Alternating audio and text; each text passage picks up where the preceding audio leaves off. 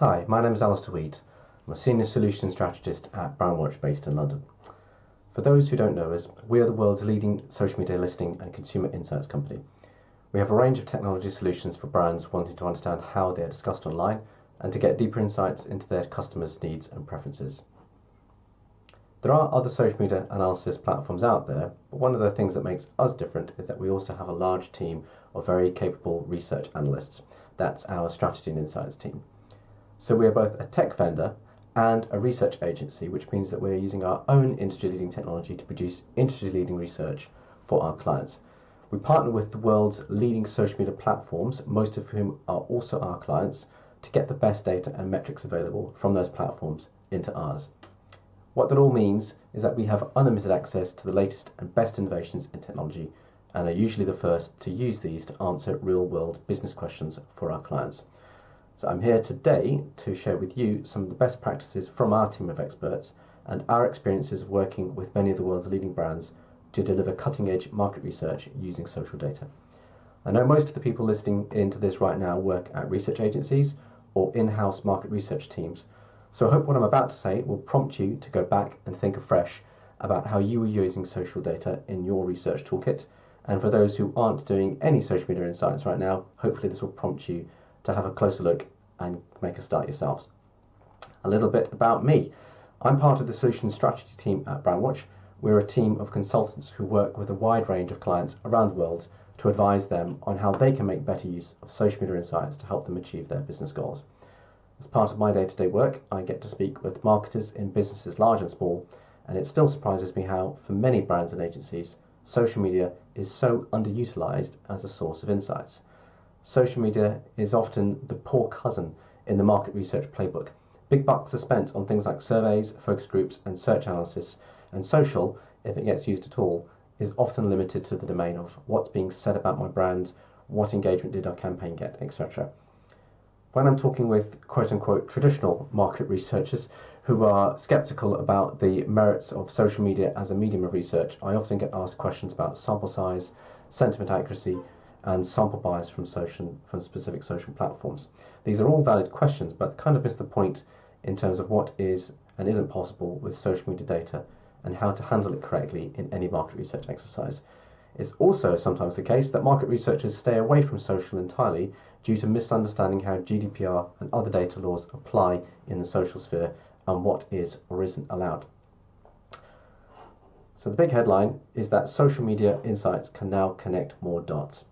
With the right tools and methodologies, we can better understand what people see, say, think, and do by analysing online conversations.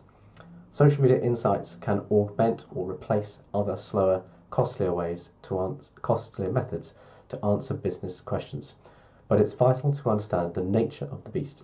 Social media analysis is all about understanding the unprompted and unsolicited voice of the consumer.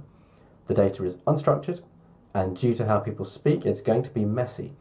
But the main benefit of social listening is that you are able to look at what people say, think, see, and do when they have a problem, when they experience a moment of joy, when they need answers, when they want to share advice and opinions, or when they see something they disagree with. And this can often provide a very different view of the customer than what you might get from surveys, etc.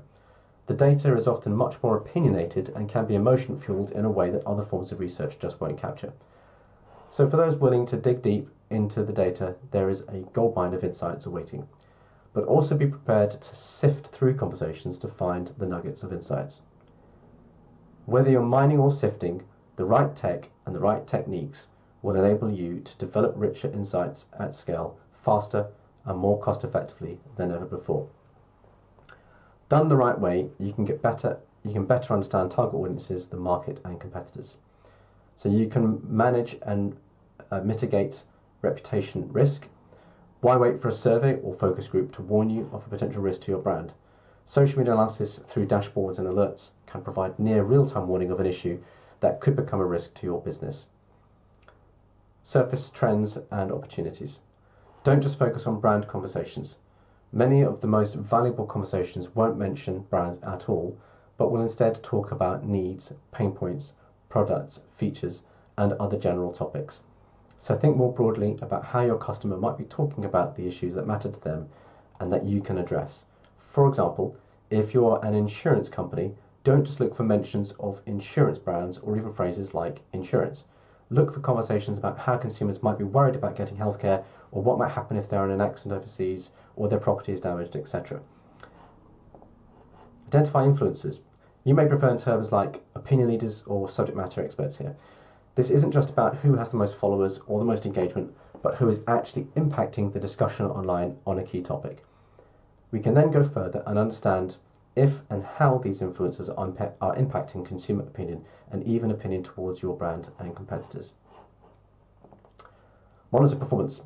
This will include measures such as awareness and competitor share of voice that are standard for most social reports, but also think about measuring how your brand is being discussed. In unprompted consumer conversations, what language is being used to describe your business? Is this how you want to be known? Measure results. So you've run a campaign or you've made a big announcement. You may have achieved some nice press coverage from that, but is anyone actually reading it? What do they think about what they're reading, and is it changing perceptions for the better? Did your campaign move the dial in overall unprompted awareness, and did it change your positioning versus competitors?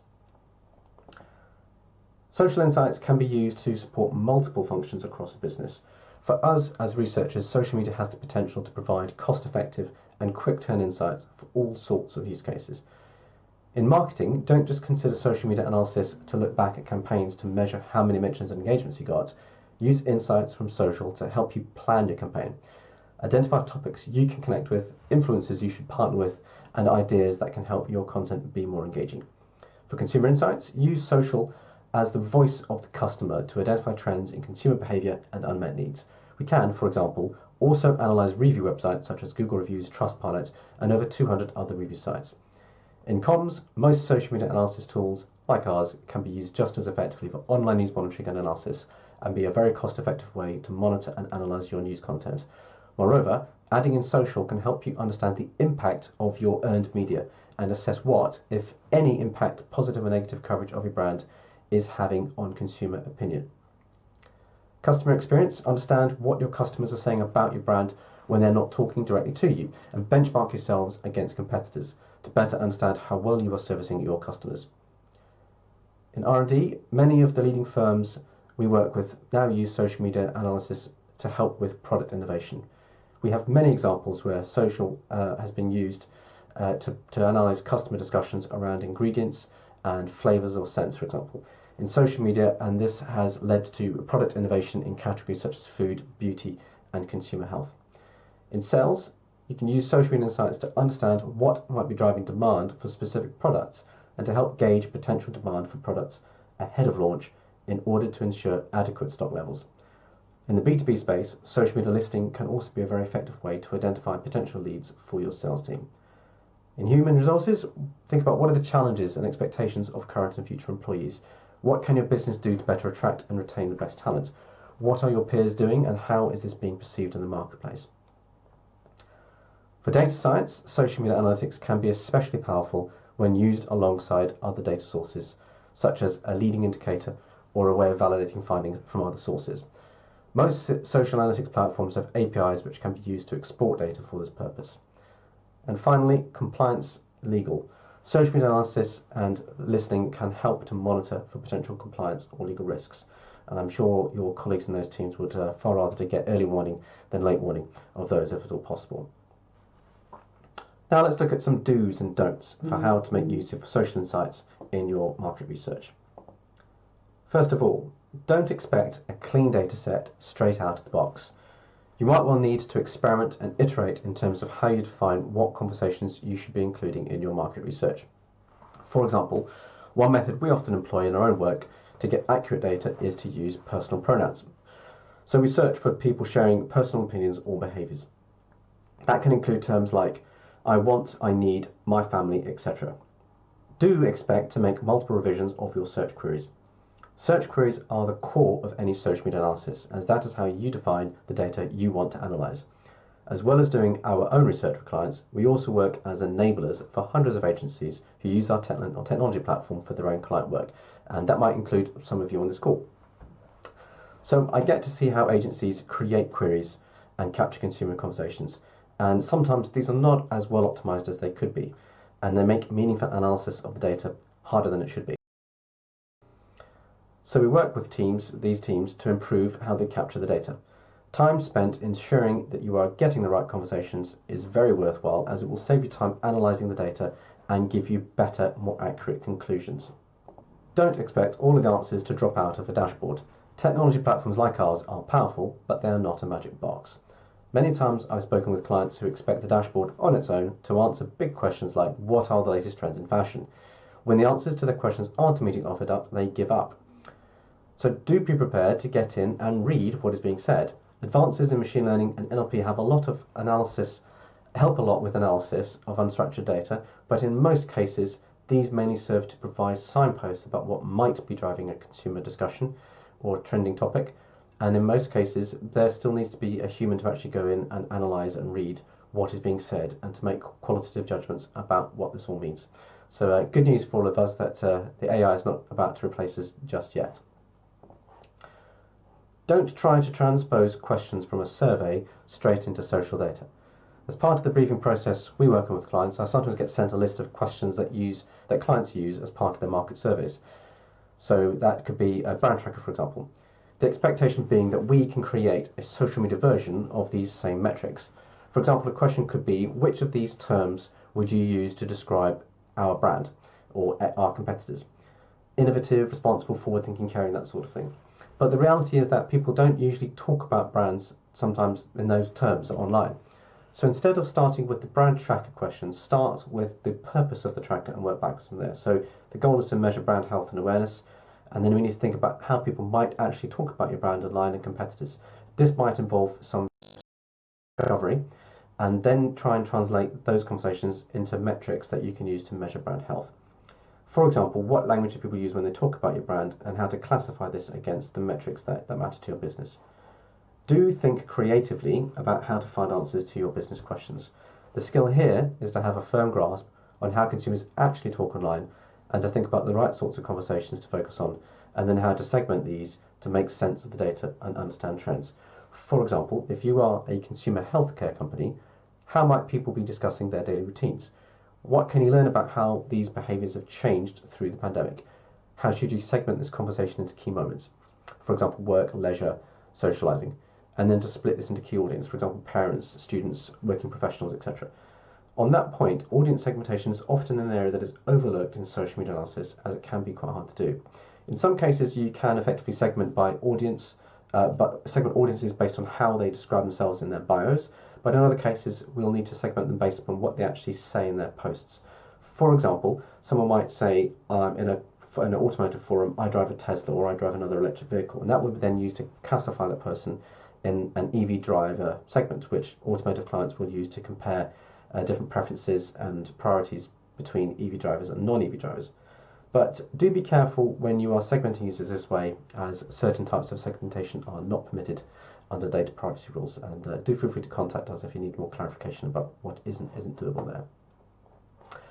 Finally, do plan ahead and get organised. Social media insights can allow you as a researcher to provide quick answers to questions that your clients or other functions in your business will come to you with. But sometimes the key to be able to respond quickly is to have data sets that you can dip into that are already pre-prepared, and that could be things like audience groups and other subcategories. Make sure that these are predefined. So this becomes a case of anticipating what kinds of questions you might get asked, having a robust taxonomy in place, and thinking about how to prepare for those types of questions in advance.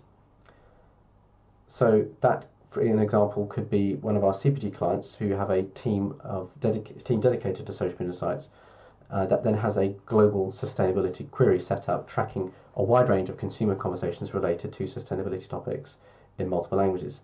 This is then segmented into a range of key sustainability topics and rules to isolate conversations about specific brands and products.